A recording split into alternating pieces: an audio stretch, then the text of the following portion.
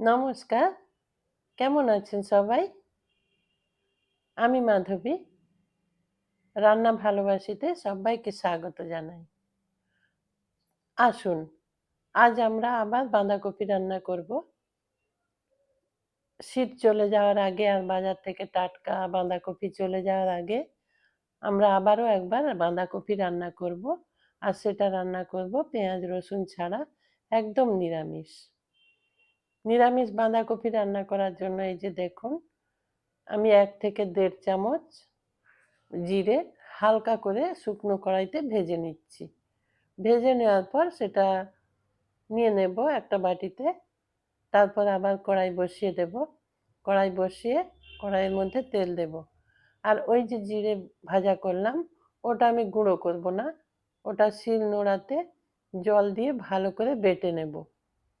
যেভাবে আমরা রেসিপির মধ্যে গুঁড়ো জিরে ব্যবহার করি, সেটা আমি আজ করব না। এই ভাজা জিরে বেটে বাটা জিরে ব্যবহার করব। একদম নিরামিষ এই রেসিপি। আজ আমি ঘি বা কোনো কিছু ব্যবহার করব না, কিন্তু খুব সুন্দর সুস্বাদু একটা বাঁধাকপির রেসিপি আজ আমি রান্না করে আপনাদের সামনে শেয়ার করব। এখন কড়াইতে তেল দিয়েছি। কড়াইয়ের মধ্যে অল্প একটু হলুদ দিয়ে বেশ একটু বড় বড় করে কেটে রাখা আলু তেলের মধ্যে দিয়ে দেব। আর আজকে আমি একটু বেশি পরিমাণে বাঁধাকপি রান্না করব, সেই জন্য একটা বড় কড়াই বসিয়েছি আর আলুর পরিমাণটাও একটু বেশি দিয়েছি। আর আপনারা আপনাদের প্রয়োজন মতো বাঁধাকপি আর আলু নিয়ে নেবেন। আজ আমার রেসিপিতে একটু বেশি পরিমাণে বাঁধাকপি বা আলু আছে। আলুটা বেশ একটু ভালো করে লাল লাল করে ভেজে নিতে হবে।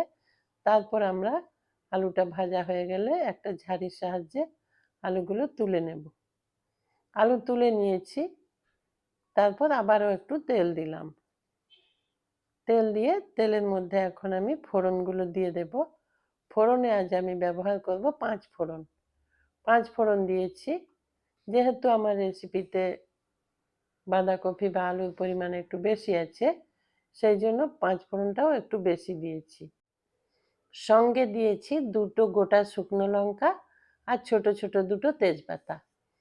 এখন ওটা খুব ভালো করে ভেজে নিতে হবে।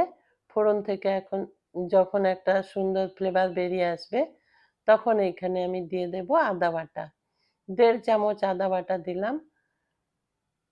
একটু বেশি সব কিছু দেব। ১.৫ চামচ দিয়েছি। এখন ওটা তেলের সাথে ভালো করে মিশিয়ে নিতে হবে। মিশিয়ে নেওয়ার পর এখানে আমি দিয়ে দেব হলুদ আর লঙ্কা গুঁড়ো। আপনারা যারা ভিডিওটা দেখছেন এখনো পর্যন্ত একটা লাইক দিতে ভুলে গেছেন, তাদেরকে বলছি একটু টুক করে একটা লাইক দিয়ে দিন প্লিজ। এই যে আমি হলুদ গুঁড়ো দিলাম আর লঙ্কার গুঁড়ো দিলাম, দিয়ে আবারও সেটা ভালো করে মিশিয়ে নিতে হবে। ভালো করে মিশিয়ে নেব।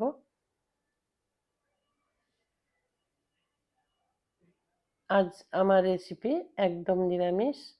আর পেঁয়াজ রসুন টমেটো কোনো কিছু আমি আজকে ব্যবহার করব না। একদম সিম্পল একটা রেসিপি, কিন্তু খুব সুস্বাদু রেসিপি।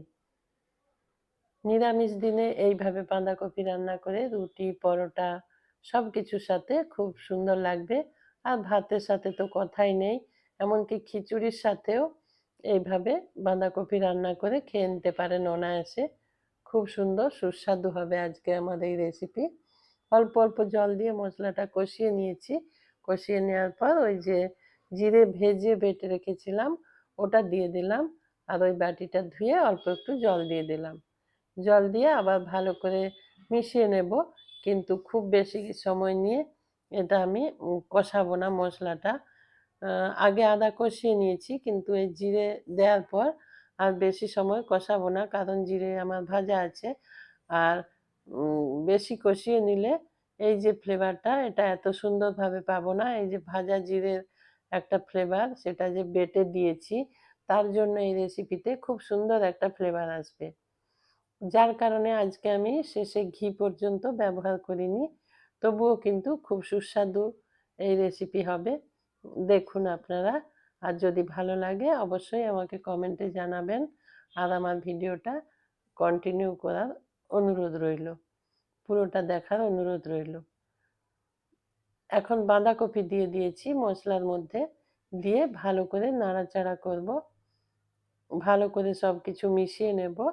মিশিয়ে এটা ঢেকে কিছুক্ষণ রান্না হতে দেব। আজ আমি বাঁধাকপিতে জল ব্যবহার করব না, কারণ এই বাঁধাকপি থেকেই অনেকটা জল বেরিয়েছিল, সেই জন্য আর এখানে আর জল ব্যবহার করব না। ঢেকে দিলাম, 3 থেকে 4 মিনিটের জন্য ঢেকে দিয়েছি, বেশি সময় ঢেকে রাখবো না, কারণ এখানে জল ব্যবহার করিনি। হয়তো কড়াইয়ের নিচে বসে গিয়ে বাঁধাকপির টেস্টটাই হয়তো খারাপ হয়ে যেতে পারে। সেই জন্য অল্প সময় ঢেকে ঢেকে আবার খুলে আবার ঢেকে এইভাবে নাড়াচাড়া করে নেবেন। আর কপি না কমে আসা পর্যন্ত নুন দেবেন না, নুনটা একটু পরে দেবেন, না হলে যখন কফি বেশি থাকবে তখন নুনের আন্দাজটা আমাদের বেশি হয়ে যেতে পারে বা কম হয়ে যেতে পারে। সেই জন্য কফি কিছুটা কষিয়ে নেওয়ার পর এখন ওই ভেজে রাখা আলুগুলো ওই কফির মধ্যে দিয়ে দেব। দেখুন কফি কত সুন্দর নরম হয়ে গেছে, কিন্তু খুব বেশি সময় আমি এখনো রান্না করিনি, অল্প সময়ের মধ্যেই কফিটা কত সুন্দর নরম হয়ে গেছে। আমি কোনো রকম জল ব্যবহার করিনি, আর আজকে জল ব্যবহার করব না। আলু দেওয়ার পর আবারও ঢেকে দিয়েছিলাম 3 থেকে 4 মিনিট। এই যে দেখুন এরপর কত জল বেরিয়েছে, কপি থেকে কত জল বেরিয়েছে, আর সেই জন্য জল ব্যবহার করার দরকার নেই। আবারও ভালো করে সব কিছু একটু নাড়াচাড়া করে দেব। এখন আমি এখানে নুন দিয়ে দেব, নুন আর পরিমাণ মতো একটু চিনি দিয়ে দেবেন। এটা নিরামিষ রেসিপি, একটু চিনি ব্যবহার করলে খুব সুস্বাদু হয়। সেই জন্য এই যে দেখুন আমি একটা ছোট চামচের 1 চামচ চিনি দিলাম। আপনারা না চাইলে এটা স্কিপ করতে পারেন চিনিটা, কিন্তু নিরামিষ রেসিপিতে একটু চিনি দিলে ভালো লাগে। আর টাটকা মটরশুঁটি সেটা আমি এখন দিয়ে দিলাম, আর যদি ফ্রোজেন মটরশুঁটি হয় তাহলে একটু শেষের দিকে দিয়ে দেবেন। আমি এখন দিয়ে দিলাম, যেহেতু এটা আমার টাটকা মটরশুঁটি। এখন টাটকা মটরশুঁটিটাই ব্যবহার করা ভালো, কারণ কি এখন বাজারে সেটাই পাওয়া যাচ্ছে। আচ্ছা, নুন দেওয়ার পর কত জল বেরিয়েছে দেখুন। এখন আমি কিছুক্ষণের জন্য ঢেকে দিয়েছিলাম, তারপর ঢাকা খুলে দেখে নেব আলু সেদ্ধ হয়েছে কিনা। আলুগুলো সুসেদ্ধ হওয়া পর্যন্ত এটা আমাকে রান্না করে নিতে হবে। কপি থেকে অনেকটা জল উঠে এসেছে, এই জলটা আমাকে তরকারির মধ্যেই শুকিয়ে নিতে হবে। এইভাবে বেশ কিছুক্ষণ নাড়াচাড়া করে জলটা ভালো করে শুকিয়ে নিতে হবে, তবেই এই রেসিপির টেস্ট হবে সব থেকে সুন্দর, সব থেকে ভালো। ওই জল থেকে গেলে তরকারির মধ্যে, বাঁধাকপির তরকারির মধ্যে জল থেকে গেলে সেটা একটু জলও খেতে লাগবে, এত বেশি টেস্টি হবে না। সেই জন্য একটু ধৈর্য নিয়ে জলটা শুকিয়ে নিতে হবে। তারপরে আবার একটু ঢেকে দিলাম, ঢেকে দিয়ে আবার নাড়াচাড়া করছি। হ্যাঁ, আপনাদের বলছি আপনারা চাইলে শেষে একটু গরম মশলা আর ঘি মিশিয়ে দিতে পারেন, কিন্তু আজ আমি সেটা দিলাম না।